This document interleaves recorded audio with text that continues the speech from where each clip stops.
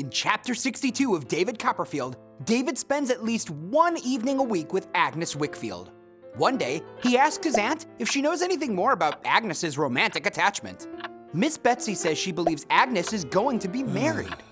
David resolves to make his feelings known. He presses Agnes to tell him her secret, and her tearful response gives him some hope. It takes some time for him to tell her of his hopes, and her response confirms she has always loved him.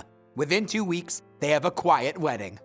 Agnes tells David that on the night Dora died, Dora had said she hoped only Agnes would replace her in David's heart. In Chapter 63 of David Copperfield, 10 years later, David is a successful author, happily married to Agnes with his children playing about him, when a surprise visitor arrives at the door. It's Mr. Peggotty, and he stays with them for nearly a month. Mr. Peggotty reports that all of the emigrants are thriving in Australia. Mr. Micawber is now a respected magistrate.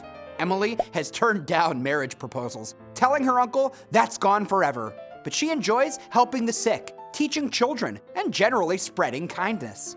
Martha Endell is now married to a farmer. Mrs. Gummidge has become helpful and uncomplaining.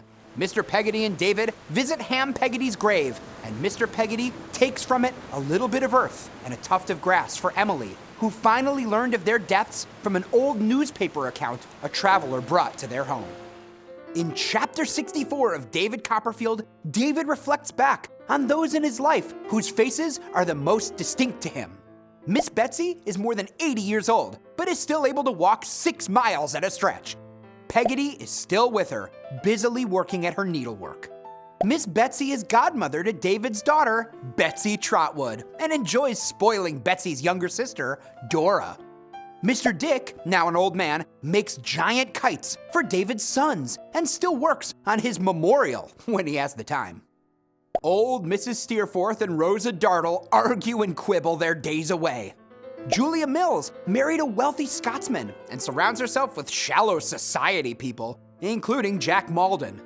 Dr. Strong and Annie are happy, and the doctor is still working on his dictionary. Tommy Traddles is now a successful magistrate.